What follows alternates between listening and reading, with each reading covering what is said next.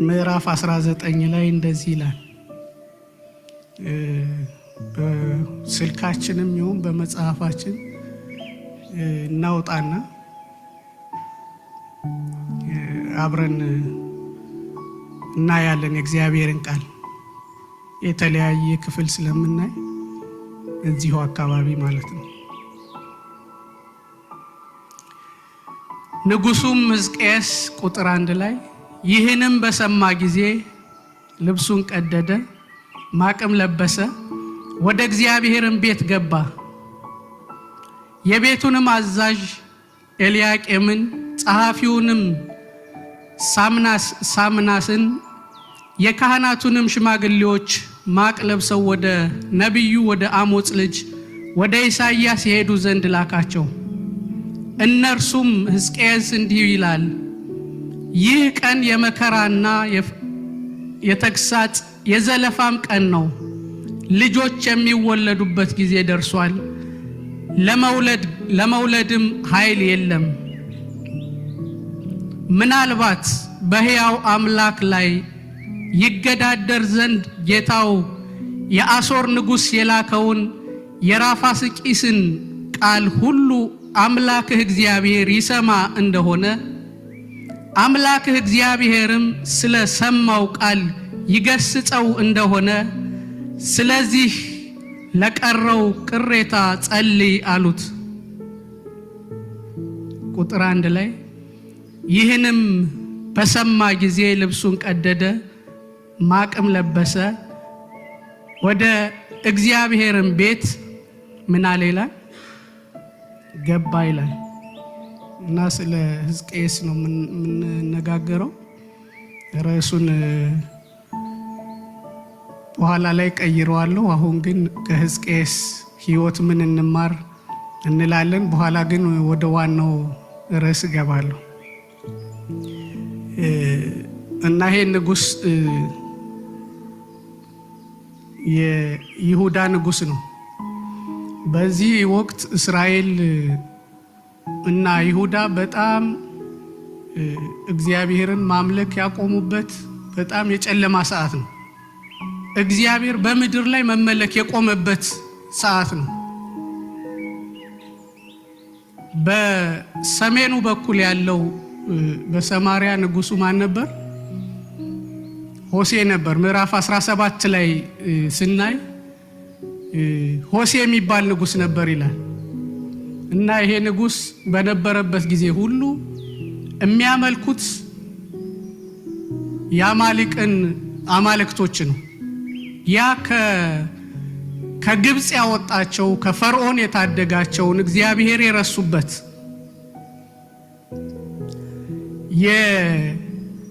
የአሞራውያንን አሸራን የሚባል ጣዖት የሚያመልኩበት የሲዶናውያንን ደግሞ አስታሮት የሚባል እነማን ነው የሚያመልኩት ያልኳችሁ? እስራኤላውያኖች። የማን ህዝብ? የእግዚአብሔር ህዝብ። ምን እንዲል ከግብጽ ያወጣቸው? እግዚአብሔርን ምን እንዲያደርጉ? እንዲያመልኩ የተጠሩ ሰዎች እግዚአብሔርን ትተው እግዚአብሔርን ማምለክ ኋላ ቀርነት ሆኖባቸው እሱን ጥለው ሌላ ጣዖቶችን ማምለክ ጀመሩ ይላል። እና ኢሳይያስ ምን ብሎ ተናገረ? በዚህ ሰዓት የነበረው ነብይ ማን ነው? ኢሳይያስ ነው አይደል? ኢሳይያስ መጣና እንዲህ አለ፣ በእኔና በወይኔ መካከል ፍረዱ፣ ለወይኔ ያላደረኩላት ምን ነገር አለ አለ። በሚያፈራ በኮረብታማው ቦታ ተከልኳት። በጣም ጥሩ የሆነች የወይን ዘር ያላት ነች፣ የምታፈራ ወይን ነች። ፍግ በዙሪያው አረኩባት፣ ውሃ ጠጣኋት። ታፈራለች ብዬ ስጠብቅ ምን አፈራች አለ? ኮምጣጣ ፍሬ አፈራች። ይሄ ደግሞ ማን ነው አለ ኢሳይያስ? ይሄ ህዝብ የእስራኤል ህዝብ ነው። ስለዚህ ምን አደርጋለሁ አለ? በዙሪያዋ ያለውን ቅጥር አፈርሳለሁ፣ አነሳለሁ፣ መሰማሪያ አረጋታለሁ እሾህና ኩርንችት ይበቅልባታል ማንን ማምለክ ስለተወች ፍሬ እንድታፈራ ጠብቄ ነበር ግን አላፈራችም ስለዚህ መሰማሪያ ትሆናለች ሜዳ ትሆናለች ምድረ በዳ ትሆናለች እንድታመልከኝ የጠራኋት ሕዝብ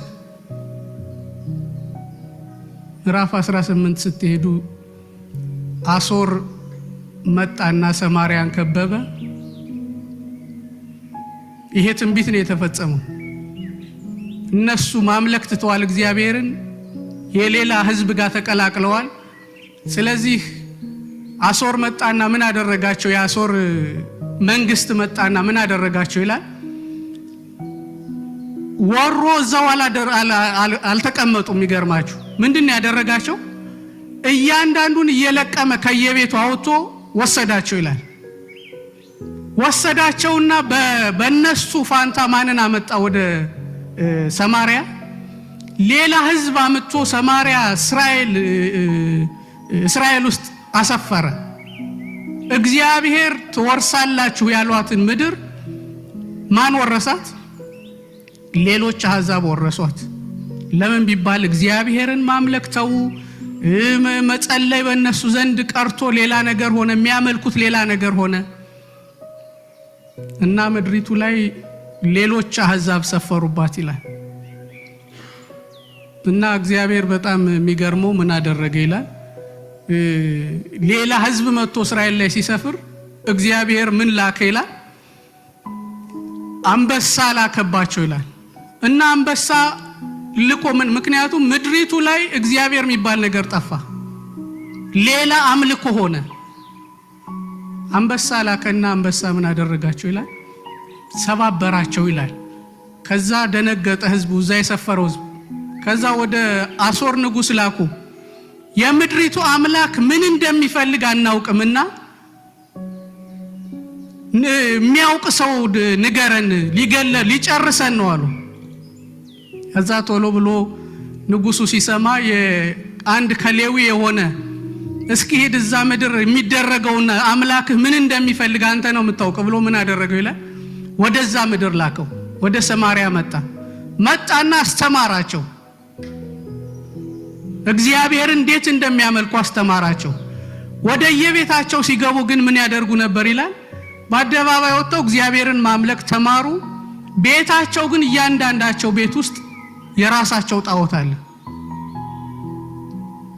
የሚገርመው እስራኤል ከዚህ ሆሴ ነው የሚባለው ንጉሱ ከዚህ ንጉስ በኋላ ንጉስ አልነበራቸው ምድረ በዳ እንደሆነች ቀረች ምድሪቱ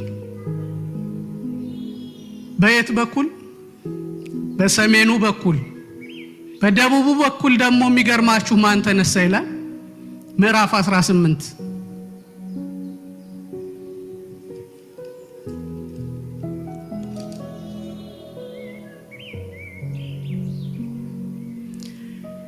እንዲህም ሆነ በእስራኤል ንጉስ በኤላ ልጅ በሆሴ በሶስተኛው ዓመት የይሁዳ ንጉስ የአካዝ ልጅ ማን ነገሰ ይላል ሕዝቅያስ ነገሰ ይላል ጌታ ይመስገን በጣም ጀግና የሆነ ሰው በጣም በዛ ምድር ላይ ጨለማ ነበር እንደገና ሪቫይቫል ያስነሳ ሰው ነው ሕዝቅያስ ማለት እግዚአብሔርን ማምለክ የጀመረ ሰው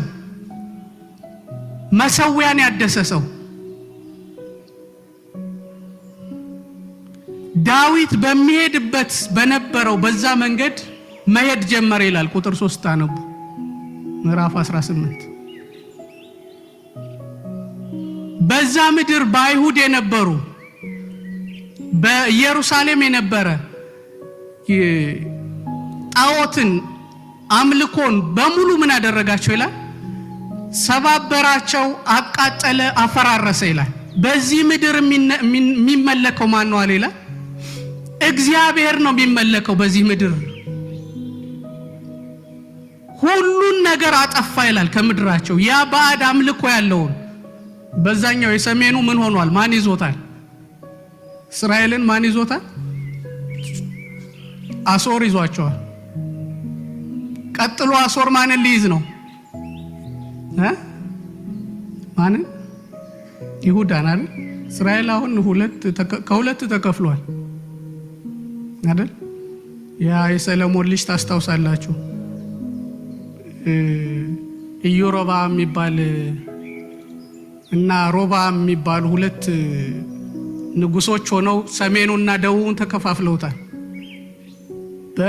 የኔ አባቴ ጣት ከማን ወገብ ትበልጣለች ብሎ ሲፎክር እስራኤላውያን 10ሩም ነገድ ምን አደረጉ ይላል? ተከፍለው ወጡ። ይሁዳና ቢንያም ብቻ በዚህኛው ቀሩ። እስራኤላውያን ደግሞ ሰማርያን ይዘው በሰሜኑ በኩል ነበሩ። ስለዚህ ይሁዳ ላይ ያለው ይሄ እንዳለ ሰሜኑም ደቡቡም በጣዖት አምልኮ የተያዘበት ሰዓት ነው። ልክ እዚህ ምዕራፍ 18 ስንመጣ ሕዝቅያስ የተባለ ንጉስ ተነሳ ይላል። በዳዊት መንገድ መሄድ ጀመረ። ጣዖትን ሁሉ አስወገደ። ከዛ በኋላ ምን አደረገ ይላል? እግዚአብሔርን ቁጥር 4ን ስታነቡ ምዕራፍ 18 በእግዚአብሔር ምን አለ ይላል? በእግዚአብሔር ታመነ። ቁጥር 5 ላይ በእግዚአብሔር ታመነ ሕዝቅያስ። ቁጥር 6ን ስታነቡ ሕዝቅያስ ከማን ጋር ተጣበቀ ይላል? ከእግዚአብሔር ጋር ተጣበቀ። ማንን ተከተለ ይላል? እግዚአብሔርን ተከተለ። በሙሴ የነበረውን የሕጉን መጽሐፍ ማንበብ ጀመረ። ወደ ቃሉ ተመለሰ። እግዚአብሔርን ማምለክ ጀመረ። አምላክ ኢየሱስ ብቻ ነው ማለት ጀመረ። ቁጥር 7 ላይ እግዚአብሔርም ከማን ጋር ነበር ይላል? ከሱ ጋር ነበረ። የሚያደርገውም ሁሉ ምን አለ? ተከናወነለት። በምድሪቱ ላይ ተሐድሶን አስነሳ። በጣም የተባረከ በጣም የሚያስቀና ህይወት ያለው ሰው፣ የእግዚአብሔርን መንፈስ የመለሰ ሰው። እስራኤል ሁሉ እንደዛ ተማርኳል። ቀጥሎ አሶሮደምን እየመጣ ነው። ፈረሱን ይዞ ሰረገላውን ይዞ ጦሩን ይዞ ወዴት እየመጣ ነው? ወደ ይሁዳ እየመጣ ነው። ጌታ ይመስገን ግን ይሄ ንጉስ ቀድሞታል። አሜን። ማንን ይዞ ጠብቆታል? አሁን እሱ የሚያመልከው ጣዖት አይደለም። አሁን እሱ የሚያመልከው ዝም ብሎ የሆነ አይን ያለው ጆሮ ያለው የማይሰማ ጉዝ ነገር አይደለም። የሚያመልከው ማንን ነው? የሰራዊት ጌታን ሕያው አምላክ የሆነ እግዚአብሔርን ማምለክ ጀምሯል። እሱ አላወቀም። ስለዚህ ሰናክሬም ታስታውሳላችሁ፣ 3 ሰው ወደ ይሄ ሕዝቅያስ ግብር መስጠት አቁሟል። 3 መልእክተኞች ላከ፣ ወደ ሕዝቅያስ ላከ። እሱ ደግሞ 3 ያኛው 3 አድርገው ተገናኝተው ተማከሩ ይላል። ምንም መመካከር አይደለም። ለነገሩ ምንድነው ያዘው? ዛቻ ነው። ማንን ነው የተማመንከው አንተ? ማን ያስጥለኛል ብለህ ነው? ግብጽን ነው? ግብጽን ነው የተማመነው? ግብጽ እንደሆነ ፈርዖን እንደሆነ ምንድነው ይሏል? የተቀጠቀጠ ሸንበቆ ነው። ብትመረኮዘው እንኳን ይወጋሃል። ግብጽን ነው ወይ የተማመንክ? ማንን ነው የተማመንከው? ሰራዊትህን ነው? ሰራዊቱን ነው የተማመነው? ሰራዊቶችህ እንደሆነ ወረኞች ናቸው ይሏል። እግዚአብሔርን ነው የተማመንከው? ያድነኛል ያልከው እግዚአብሔርን ነው? እግዚአብሔር ሰማርያን አላዳነም፣ እስራኤልን አላዳነም። ከእጄ ማንም አያስጥልህም አለው ይላል። አላወቀውም ማለት ነው እግዚአብሔርን። ይሄንን መልእክት ይዘው ወደ የት ሄዱ ይላል? ወደ ሕዝቅያስ ይሄን ደብዳቤ ይዘው ይሄን አስፈሪ ደብዳቤ ይዘው ወደ ሕዝቅያስ ሄዱ ይላል።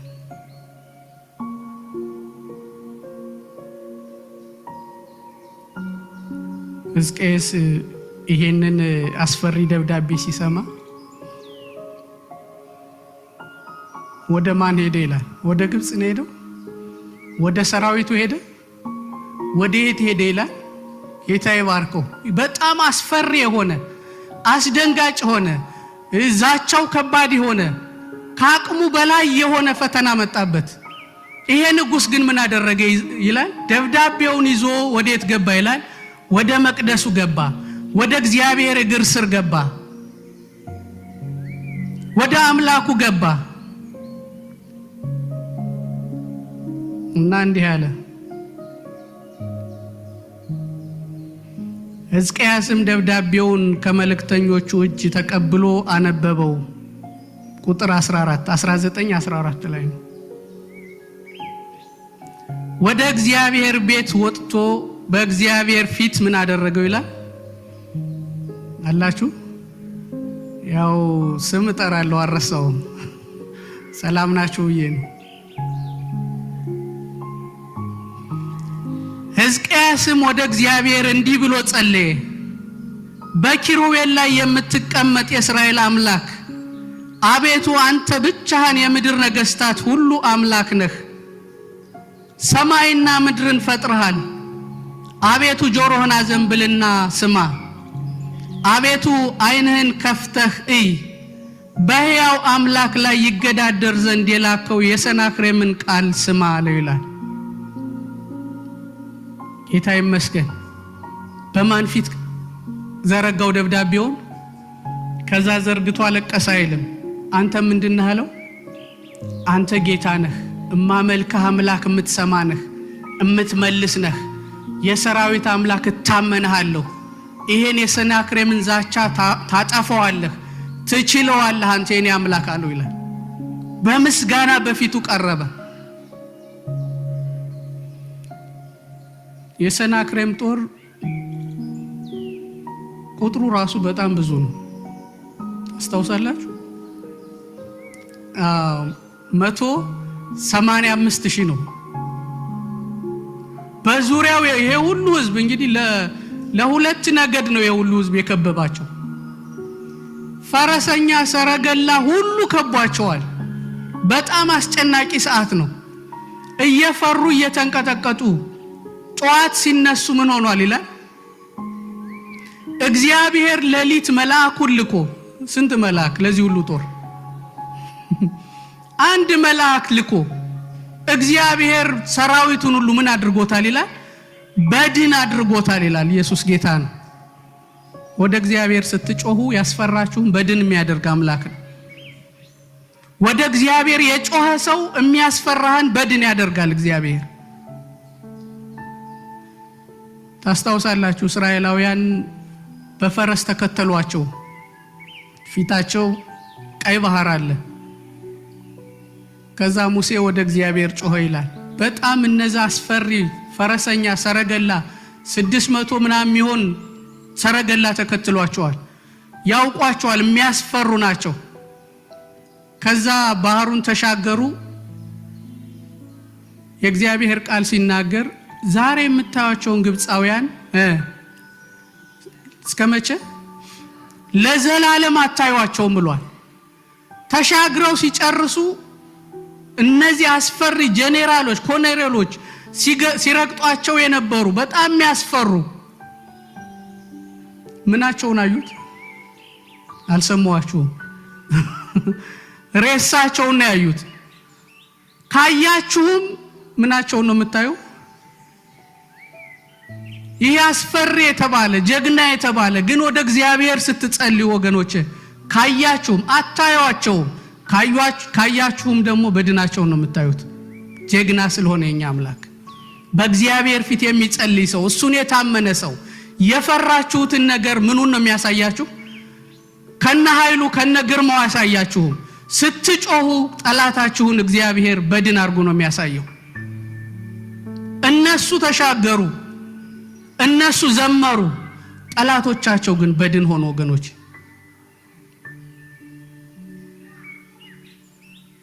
ከዛ ይሄ በጣም አስፈሪ የነበረ ንጉስ እንዴት እንደሞተ ታስታውሳላችሁ? ሰናክሬም ሄዶ ደግሞ ሌላ ቦታ ቢሆን ጥሩ ነው። በአምላኩ ፊት ሄዶ አድነኝ እያለ እየሰገደ የማይሰማ አምላክ፣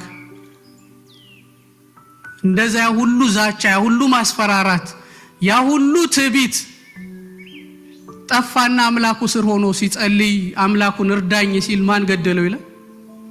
ልጆቹ ገደሉት ይላል። ልጆቹ በሰይፍ ገደሉት።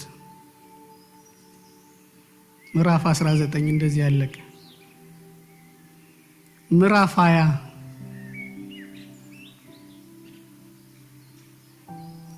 በዚያም ወራት ያወጣለ ሕዝቅያስ እስከምን ድረስ? እስከ ሞት ድረስ ታመመ። ጌታ ይመስገን። ሕዝቅያስ ምን ችግር አለበት? ጸሎት የሚሰማ አምላክ እንዳለ ያውቃል። በጸሎት ያምናል እሱ።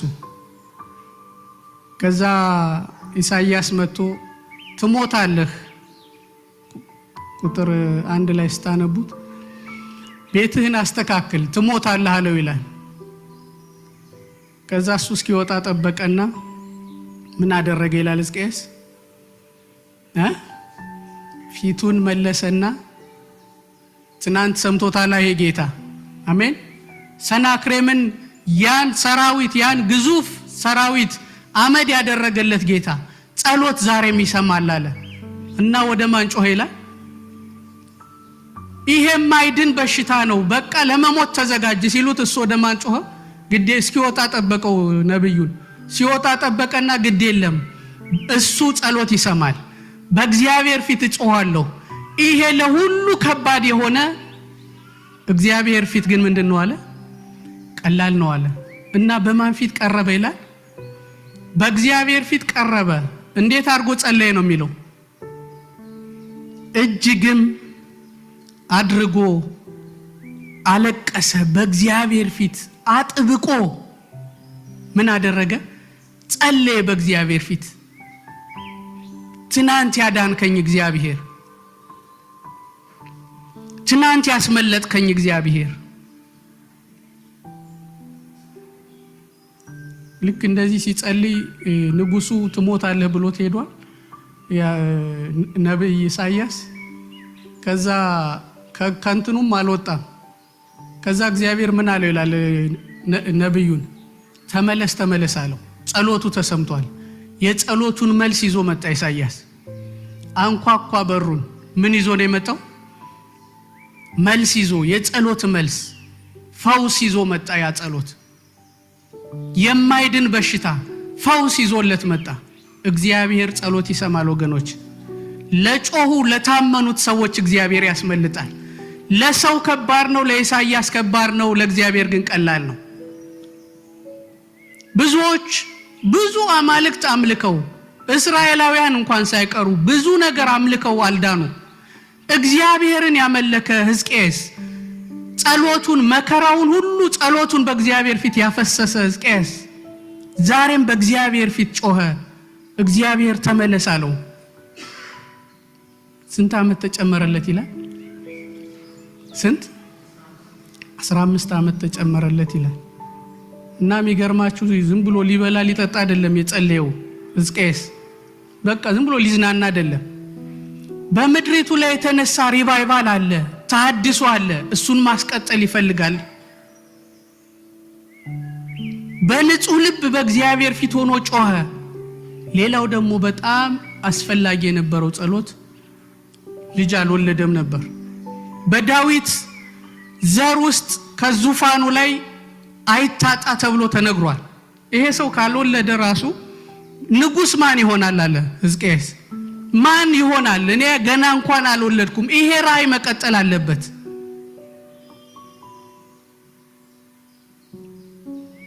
ከዛ በኋላ ነው የወለደው። ምን ካለ በኋላ? ከተፈወሰ በኋላ በእግዚአብሔር ፊት ጮኸ። እግዚአብሔር ልቡን አየ፣ የጸሎት ርዕሱን አየ። እግዚአብሔር ፈወሰው። በጣም የሚገርመው እንደተፈወሰ እየሮጠ ወዴት ሄደ ይላል ሕዝቅያስ? ወደ ቅዱሳን ሄደው ወደ መቅደሱ ሄደ ይላል። ወደ ሌላ እንኳን አልሄደም። እግዚአብሔርን የሚፈልግ ሰው ነው፣ የጸሎት ሰው ነው። 15 ዓመት ተጨመረለት። ቁጥር 12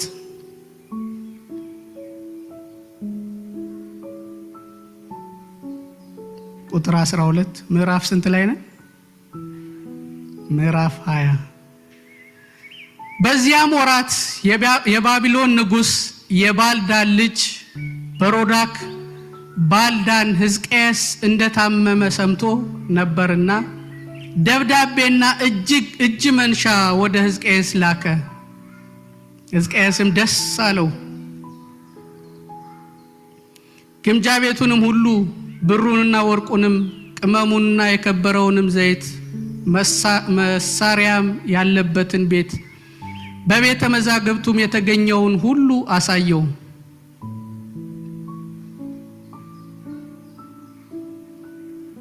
ምን አይነት ደብዳቤ ደረሰው ይላል? ታሞ ሰምቶ ነበርና ደብዳቤና ምን ደረሰው ይላል? ቁጥር 12 ላይ ደብዳቤና እጅ መንሻ። አሁን ርዕሱን ኃያላን እንዴት ወደቁ ብላችሁ ጻፉት፣ ምትጽፉ ካላችሁ። ኃያላን እንዴት ወደቁ? ምን ደረሰው ይላል ሕዝቅያስ? ደብዳቤ ደረሰው። ይሄኛው ደብዳቤ ግን ይሄ ስንተኛ ደብዳቤ ነው? ትናንት ደርሶታል አይደል? ምን አይነት ደብዳቤ? የዛቻ ደብዳቤ። የዛሬውስ የዛቻ ነው? የኔ አንበሳ የሚል አንተ ብርቱ ካንተ በፊት እኔን ያርገኝ የሚል። የባለፈው የዛቻ ደብዳቤ ነው። በዛቻ ደብዳቤ አልወደቀም ይሄ ሰው። ይሄኛው ግን አደገኛ ደብዳቤ ነው። ምን የሚል ነው? የኔ ጀግና የሚል። አንተ አንበሳ፣ አንተ ልዩ ሰው እንኳን አልሞትክብኝ። ጠላት መልኩን ቀይሮ ልክ ኢዮብን ታስታውሳላችሁ። ሁል ጊዜ ከሚመጡ መልእክተኞች ጀርባ ማን አለ? መልእክተኛ ኢዮብ ጋር እኮ ሲመጡ ሰዎች ናቸው፣ የሳባ ሰዎች ምናምን ይላል። ግን ከጀርባ ማን ነው ያለው? ኢዮብን የሚዋጋው ማን ነው? ዲያብሎስ እኮ የሚዋጋው። በአሶር ያልቻለው፣ በሰናክሬም ያልቻለው፣ በዛቻ ያልቻለው፣ በማስፈራራት ያልቻለው አሁን በፍቅር ደብዳቤ መጣ። ዲያብሎስ መልኩን ቀይሮ መጣ።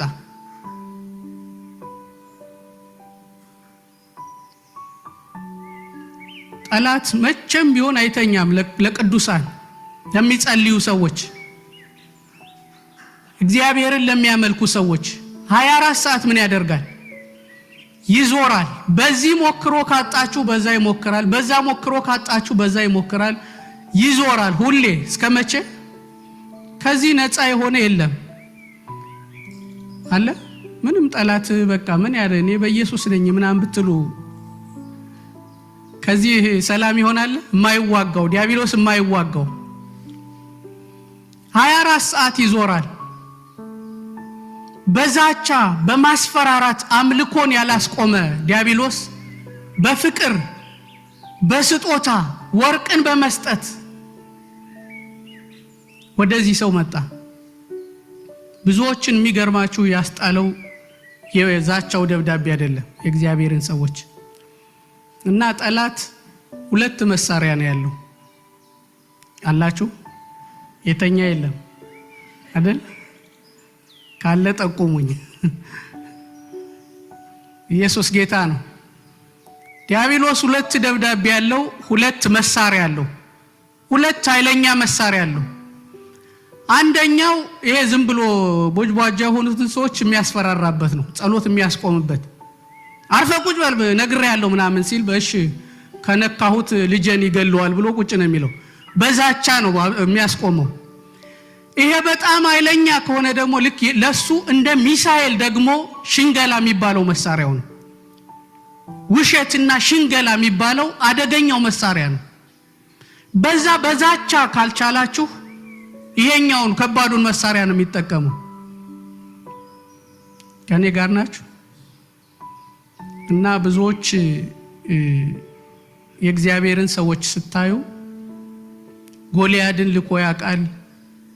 አሳያችኋለሁ በቃ ቦጫጭቄ ላሞራ ነው መሰጣችሁ ምናምን ይላቸዋል። እና አምልኮ ትተው ቁጭ ብለው ነበር፣ አልጋ ስር ነበሩ አብዛኞቹ። እነ ሲድራቅ ሚሳቅን ታስታውሳላችሁ። ከሰገዳችሁ ለእግዚአብሔር እሳት ውስጥ ነው የምጨምራችሁ። አልሰግድም አልጸልይም፣ ከጸለይክ ልጅህ እንዲህ ነው የማደርገው እያለ ማለት ነው። በዛቻ ተስፋ ያስቆርጣል። እነ ሲድራቅ ግን በዚህ ዛቻ ስግደት አላቆሙም። ለእግዚአብሔር ነው የሚሰገደው። ቢዝትም ያድነናል አምላካችን። ልክ ሕዝቅያስ እንዳለው እግዚአብሔር አምላክ አለ ሕዝቅያስ በእርግጥ ምን ያደርገናል አለ? ያድነናል አለ። ኢየሱስ ጌታ ነው። እነ ዳንኤልን ታስታውሳላችሁ። ብትጸልይ ወስጄ ለአንበሳ ነው የምጥልህ። እነ መርዶክዮስን ታስታውሳላችሁ። እሰቅልሃለሁ ምናምን እያለ ማለት ነው። አንደኛው ይሄ ነው የዛቻ፣ አንደኛው ደግሞ በፍቅር በማባበል በመዋሸት ልክ እንደ ወደ ሕዝቅያስ እንደመጡ ብዙ ኃያላን የወደቁት በፍቅሩ በማባበል ነው ወገኖች። እና አዳምና እነ ሔዋን ታስታውሱ የወደቁት። እነ ሳኦል እንኳን የወደቁት ምኑን አይተው ነው ይላል? የሚያስጎመጅ ነገር አይተው ያን እግዚአብሔርን መንፈስ ትተው የሚያስጎመጀውን ያማረውን ነገር።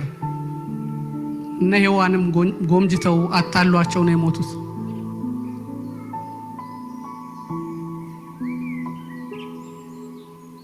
እና ዳዊት ምን አለ? ኃያላን እንዴት ወደቁ። ሁለተኛ ሳሙኤል ላይ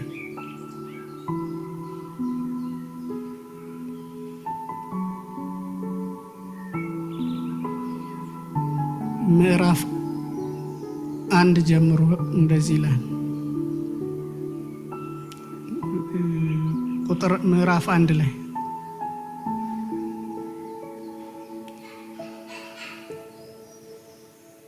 ቁጥር 19 ሁለተኛ ሳሙኤል ምዕራፍ 1 ቁጥር 19 የእስራኤል ክብር በኮረብቶች ላይ ተወግቶ ሞተ፣ ኃያላን እንዴት ወደቁ።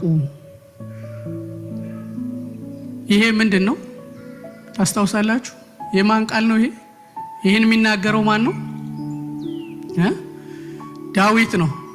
የዳዊት ምንድን ነው? ለማን የዘመረው ነው? መዝሙር እኮ ነው። ማን ሲሞት? ሳኦልና 3 ልጆቹ ሞቱ። የሳኦል እና ሳኦል በእሳት የጀመረ ሰው ነው። ታስታውሳላችኋል?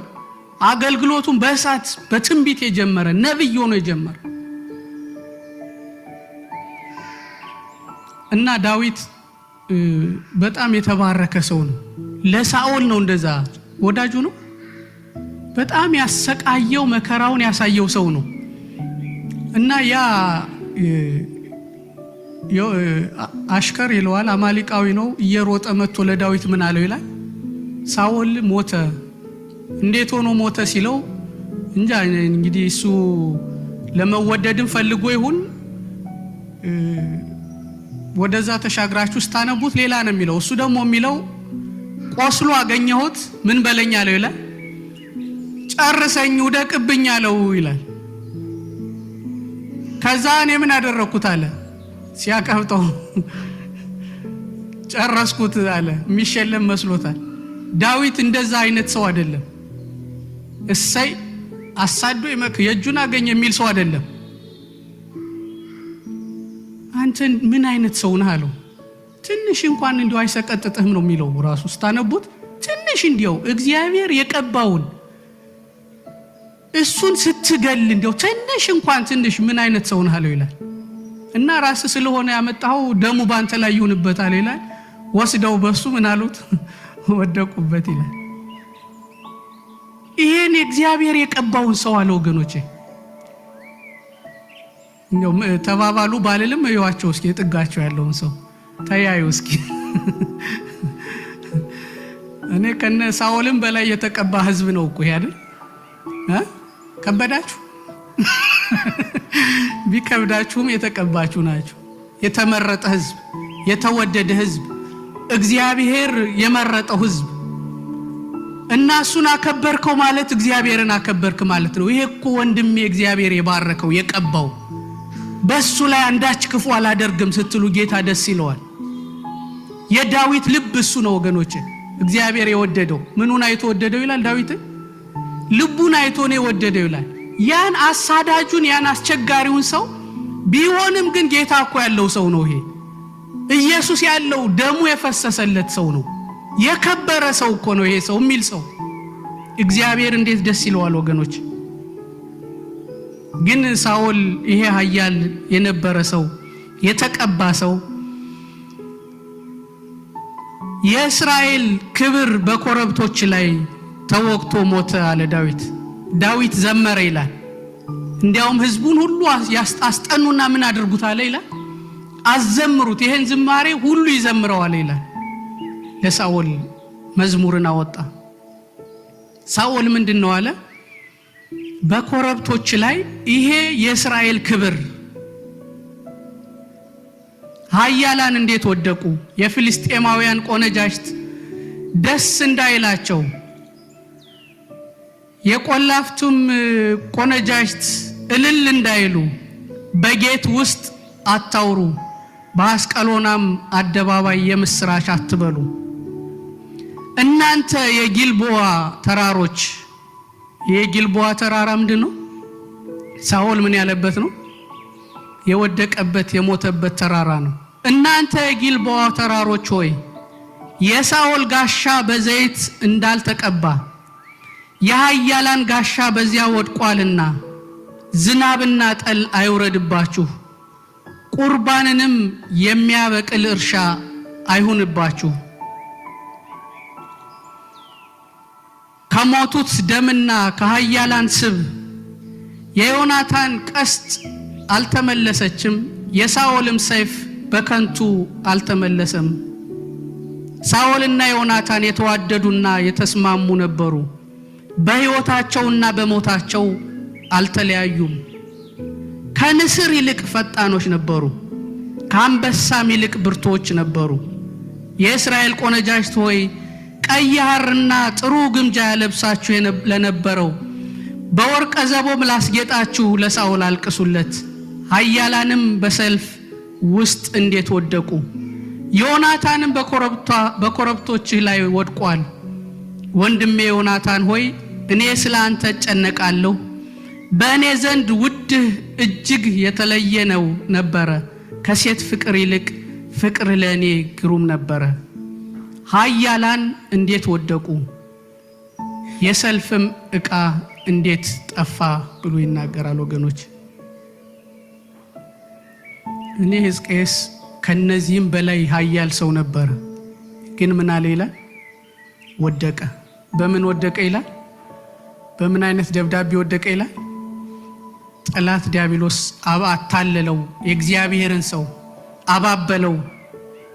ሕዝቅኤል ያ ኃያል ጀግና ሰው ጸሎትን ተዋክቶ በጸሎት ተዋክቶ ጮሆ ሰናክሬምን ያጠፋ፣ በጸሎት እግዚአብሔርን ሐሳብ ያስቀየረ፣ በጸሎት 15 ዓመት ያስጨመረ ሰው፣ ይሁዳን ያዳነ ሰው፣ ይሁዳን የጠበቀ፣ ይሁዳን ሁሉ ወደ እግዚአብሔር የመለሰ ይሄ ሰው በዛቻ ደብዳቤ ያልወደቀ ይሄ ሰው በፍቅር በሚያባብል በሚመሳሰል ስጦታ ባለበት መልካም ስጦታ ባለበት እግዚአብሔርን ማምለክ አቆመ። ብዙዎች የእግዚአብሔር ሰዎች ስጦታ መጥቶላቸው ያውቃል። ታስታውሳላችሁ? ሰላም ናችሁ አይደል? አንድ ጊዜ ቆመን እንነሳና እስኪ አንድ ሁለት ሰው አይቻለሁ፣ በኋላ ግን እጠራለሁ። አሁን አልፌያቸዋለሁ። ጌታ ይባርካችሁ።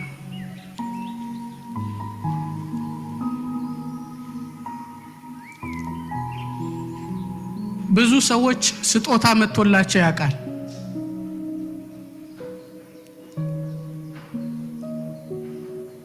ኤልሳን ታስታውሳላችኋል? ነማር ብዙ ስጦታ ይዞለት ሲመጣ ከተፈወሰ በኋላ ምን አለ ይላል? ያንተን ስጦታ ምን አልልም አለ፣ አልቀበልም፣ አልፈልግም አለ። ዳንኤልን ታስታውሳላችሁ? ያ ቴቄል ማኔ ፋሬስ በሚል ነገር ከተረጎመለት በኋላ ንጉሱ ምን አደረገው ይላል? ብዙ ወርቅ ባንገትህ ላይ ስልጣን፣ ብዙ ስጦታ እሰጥሃለሁ ሲለው ስጦታው ለማን ይሆናል ይላል? ለራስህ ይሁን መልሰው ወይም ለምትፈልገው ስጥ። ሕዝቅያስን የሚገርማችሁ አንድ ማብራሪያ መጽሐፍ ሳነብ ሕዝቅያስ እዚህ ቦታ ተሞኘ ነው የሚለው። ምን አደረጋቸው ይላል? አባበላቸው፣ አታለላቸው። ከዛ የከበረ ቦታ አባብሎ አታሎ ሸምግሎ አወጣቸው ይላል መጽሐፍ ቅዱስ ሲናገር በአዲስ ኪዳን ተጠንቀቁ፣ የበግ ለምድ ለብሰው ከሚመጡባችሁ ውስጣቸው ግን ምን አለ ይላል? ውስጣቸው ምንድነው? ተኩላዎች ናቸው፣ ግን በላይ ስታያቸው ምንድናቸው ይላል? በግ ናቸው። እነሱ ደግሞ ምንድነው የሚያደርጉት ይላል? ይነጥቋችኋል። እንዳይነጥቋችሁ፣ አምልኳችሁ እንዳይነጥቁ፣ ስግደት እንዳይነጥቁ፣ ቅድስናችሁ እንዳይነጥቁ።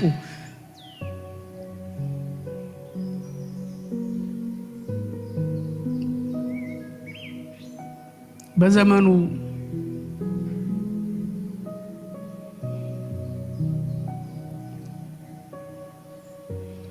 አሁን ዲያብሎስ ሊሰራ ያለበት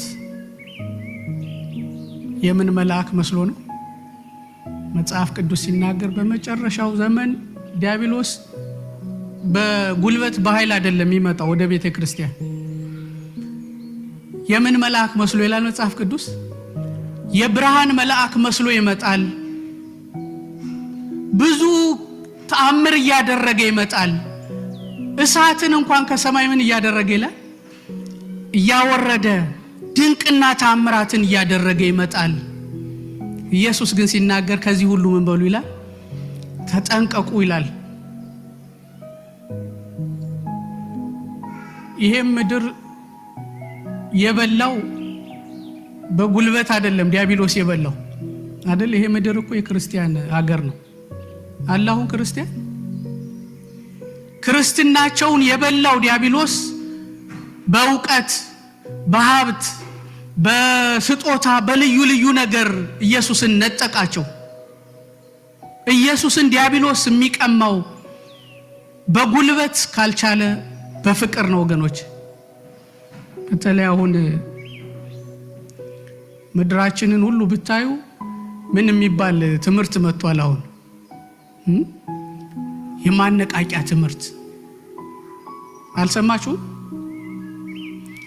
በየሲኒማ ቤቱ በየምናምኑ ብትሄዱ ይሄን ምድር የበላ መንፈስ እናንተ በቃ በሰልፍ ሰፊሸንስ ናችሁ፣ በቂ ነህ አንተ የሚባል ትምህርት የሚያነቃቃ ተነስተህ ማታ እንደዚህ በል። አልሰማችሁም አይደል? ሰምታችኋል፣ ትከታተሉ ይሆናል።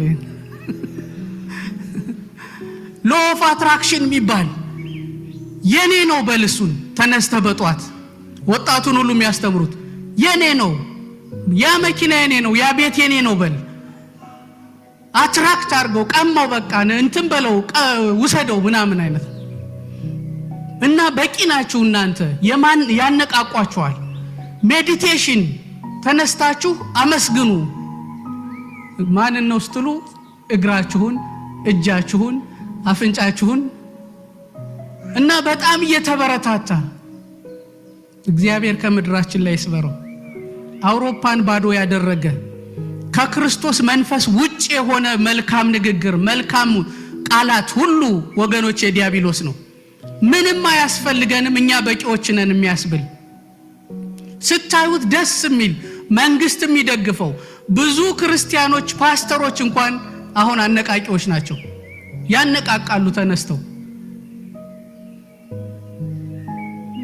ከኢየሱስ ቃል ውጭ ወገኖች ሌላው ገዳይ ነው።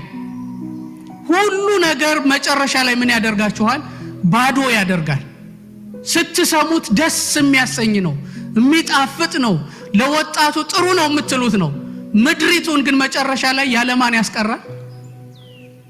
እንደምታዩት የምድር ህንጻ ብቻ ነው የቀረው። ክርስቲያኖች እኮ ነው የነበሩት። ለምን ብትሉ የሚጣፍጥ ዕውቀት፣ ትምህርት፣ ትንቢት፣ ደስ የሚል ነገር ወደ ህዝቡ ይዞ ይመጣል ዲያብሎስ። እግዚአብሔር ከዚህ ተጠንቀቁ ይላል። ብዙ ኃያላን የወደቁት በዛቻ ሳይሆን ወገኖቼ በማባበል ነው። ብዙዎች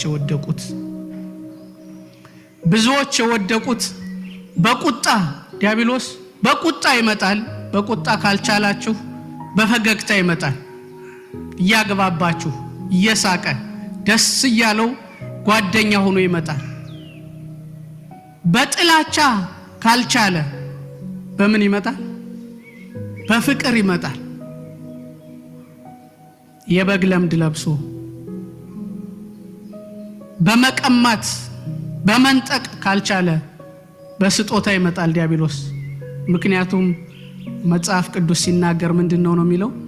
የበግ ለምድ ለብሶ ውስጡ ግን ምንድነው ይላል? ተኩላ ነው። ስለዚህ ተኩላ ሆኖ ይመጣል።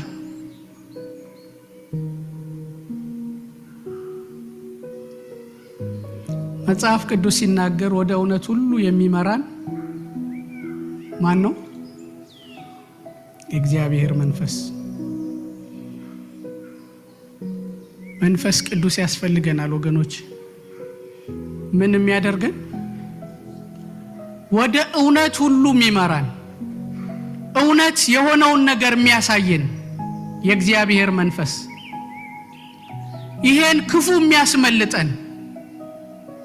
እነ ሳኦል እኮ ምናቸውን ነው የተሰረቁት? ምን ሸሸ ይላል ከሳኦል ላይ መንፈሱ ተወሰደ ከሱ ላይ ይላል።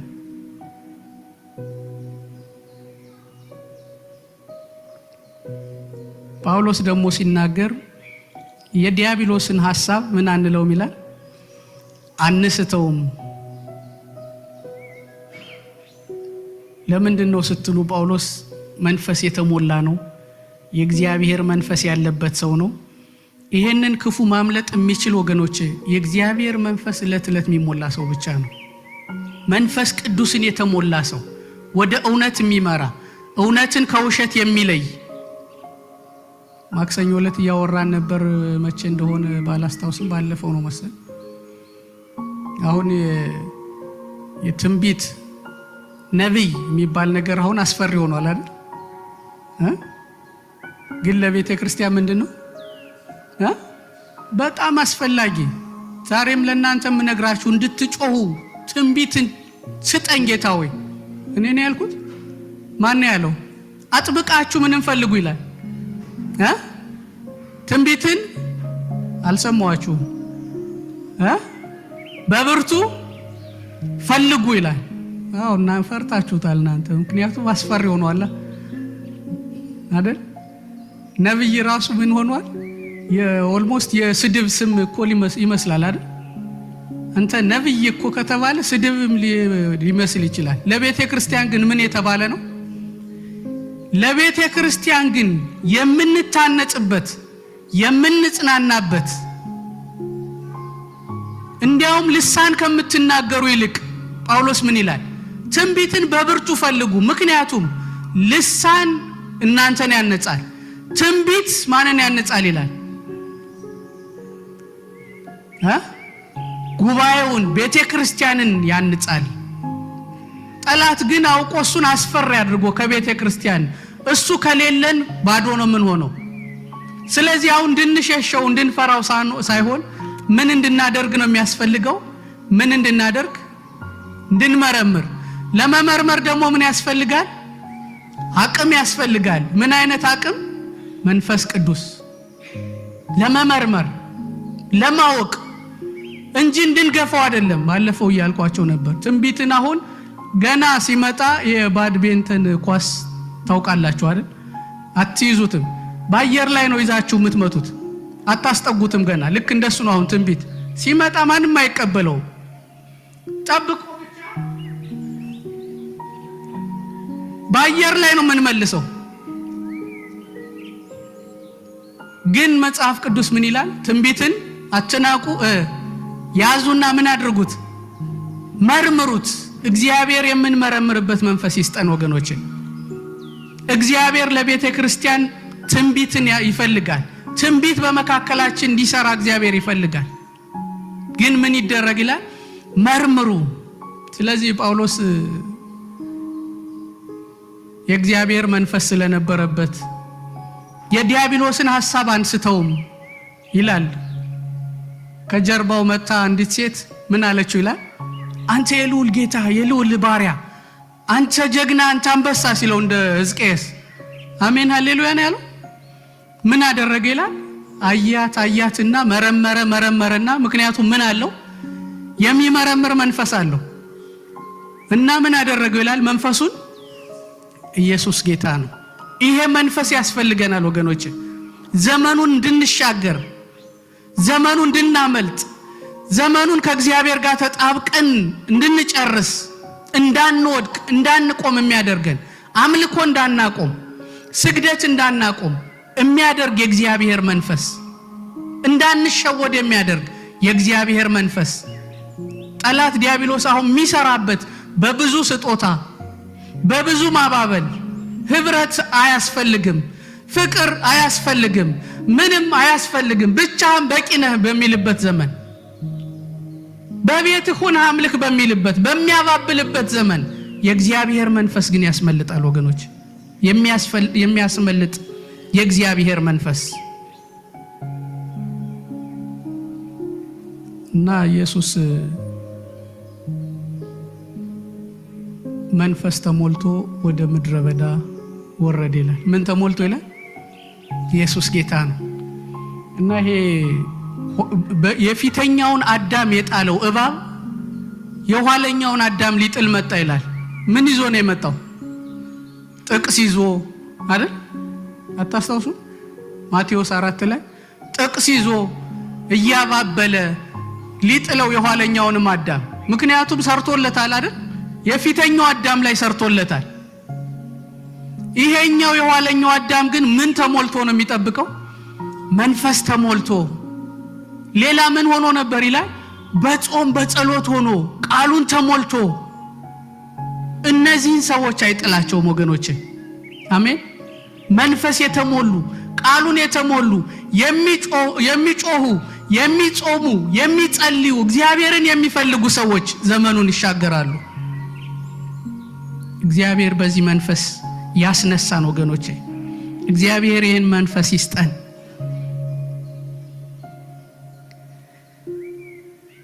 መንፈስ ቅዱስ ያስፈልገናል ወደ እውነት ሁሉ የሚመራን የእግዚአብሔር መንፈስ